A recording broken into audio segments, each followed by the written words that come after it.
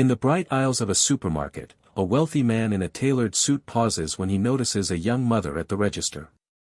Her hands tremble as she returns a can of baby formula, her eyes filled with quiet defeat. Something inside him stirs. This isn't just an errand gone wrong. This is a story about survival, sacrifice, and the power of one small act of kindness. The fluorescent lights of the supermarket hummed softly overhead, but for Maria, the world felt heavier than ever.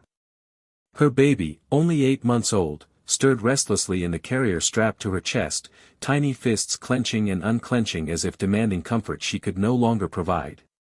She whispered, "Shoo, sweetheart. Mommy's here," though her own voice trembled with exhaustion. Her shopping cart was painfully light, just a few essentials, some bread, milk, and the can of baby formula she had picked up after calculating her budget twice. She had rehearsed this trip like a soldier preparing for battle, every cent accounted for, every item chosen with care.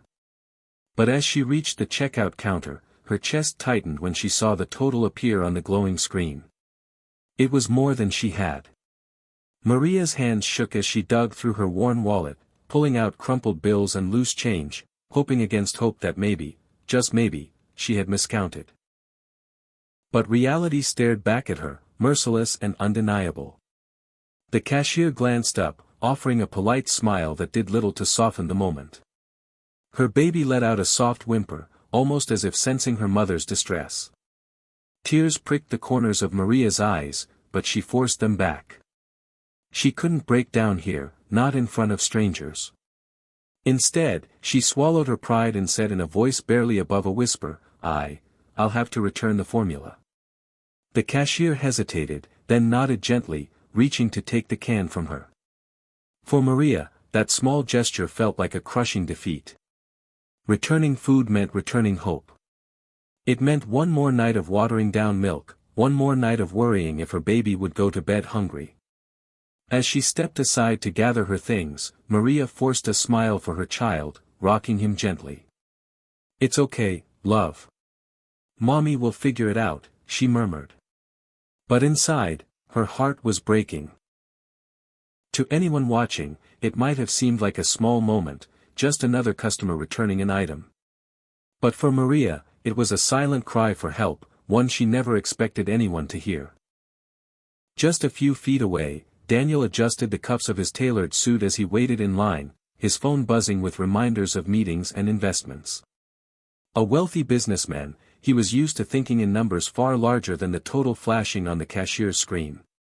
But today, something pulled his attention away from his schedule. He noticed her. At first, it was the baby's soft whimper that caught his ear. Then he saw the mother, her hair tied back hastily, dark circles under her eyes, clothes clean but worn from too many washes. She looked young, yet life had already placed heavy burdens on her shoulders. Daniel's gaze drifted to the checkout counter just as she slid the can of baby formula back across. The cashier's hands moved quickly, almost routinely, but Daniel didn't miss the subtle shake in the woman's fingers or the way her lips pressed together as though to hold back tears. He was used to people returning items for trivial reasons. Wrong brand, changed their mind, too many in the cart. But this was different. The silence surrounding her spoke volumes. There was no husband's voice reassuring her, no family member stepping in with a card. It was just her, standing in that moment of quiet defeat. Something inside him shifted. He thought of his own childhood, of nights when his mother had worked double shifts to put food on the table after his father passed away. She had never let him see her cry, but as a boy, he had recognized the tiredness in her eyes. Looking at this young woman now, he saw that same tired strength, and the same hidden heartbreak. He realized, with a pang, that in all his success, he had forgotten what struggle looked like up close. He had been insulated by privilege, by abundance, by the luxury of never worrying if there would be food on the table. And yet, right here, in front of him, was a mother fighting a battle far greater than any boardroom challenge. Daniel slipped his phone into his pocket. He couldn't look away. For the first time in a long time, he felt that his presence in this grocery store wasn't by chance.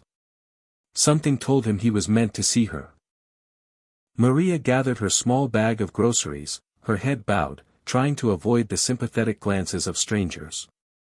She hated pity more than hunger. It made her feel smaller, invisible, as though her struggles were written across her skin for the world to judge. But before she could leave, a deep yet gentle voice stopped her. "Excuse me," the man said, stepping closer. His polished shoes clicked softly against the tiled floor, a stark contrast to her worn sneakers.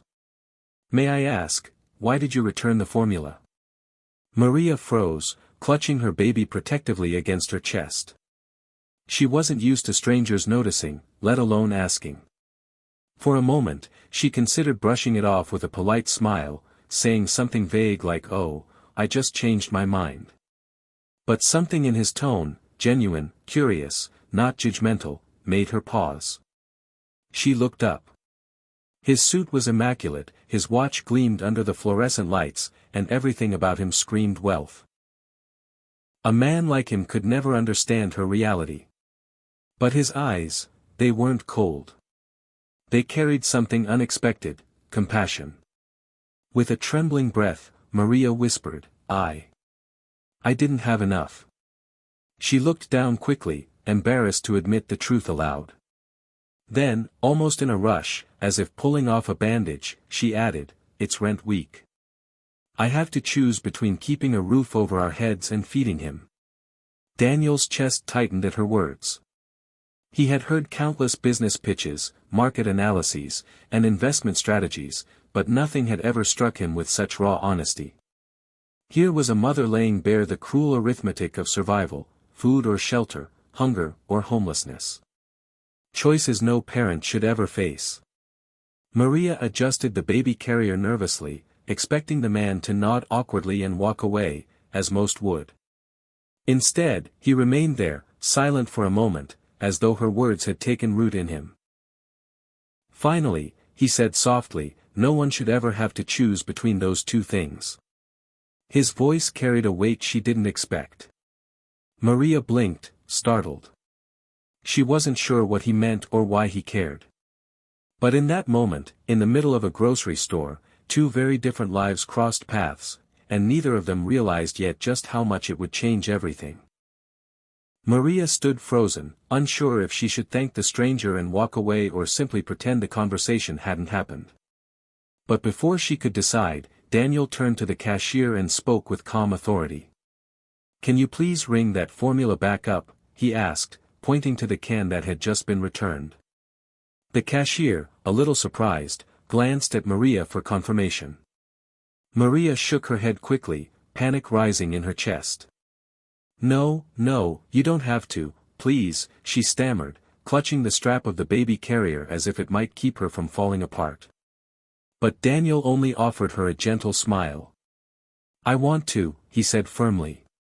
"And not just the formula." He stepped past her, guiding the cart she had abandoned, and began filling it. Cans of formula, jars of baby food, diapers, wipes, even a pack of soft blankets went inside. Then he added groceries, fresh vegetables, meat, bread, milk, items Maria hadn't dared to consider because of the price. Maria felt her throat tighten as she watched the cart fill. "Sir, this is too much," she whispered, her voice cracking. "I can't accept all of this. I don't even know your name." Daniel paused, resting his hands on the cart. He looked at her directly, his eyes kind but steady. "My name's Daniel. And I don't need you to repay me. I just need you to know you're not alone in this." Tears slipped down Maria's cheeks before she could stop them. She had spent months carrying the weight of the world on her shoulders, convinced no one saw her struggle. And here was a stranger, not only seeing it but lifting it. When the cashier finished scanning, Daniel handed over his card without hesitation. The total, a number that had once crushed Maria, meant nothing to him compared to the look of relief on her face. As the bags were packed, he turned to her one last time. "Your little boy deserves to grow up knowing his mother fought for him. Let me fight with you, even just for today." Maria clutched her baby tighter, overwhelmed. She had walked into the store with empty hope and walked out with her arms full, not just of food, but of renewed faith in people's goodness. The automatic doors slid open, and Maria stepped into the cool evening air, her arms full of bags heavier than she'd carried in months. The rain from earlier had left the pavement glistening, reflecting the soft glow of the streetlights. Her baby stirred against her chest, letting out a contented sigh, as if sensing the promise of a full belly waiting at home. For the first time in weeks, Maria's steps felt light. The weight of desperation had been replaced with something unfamiliar, hope. She glanced over her shoulder at the man who had made it possible. Daniel stood just inside the store, hands in his pockets, watching quietly. He didn't wave or wait for thanks. He simply offered a small nod, as if to say, "You've got this now." Maria wanted to run back and tell him what it meant, that his act wasn't just about formula or groceries, but about restoring her faith when she had been running on empty. But the lump in her throat made words impossible. All she could do was whisper to her child, "See, sweetheart. There are still good people in this world." Daniel lingered a moment longer before leaving the store. On his drive home, he thought about the deal he had been on his way to close, one that would earn him more money than most families saw in a lifetime.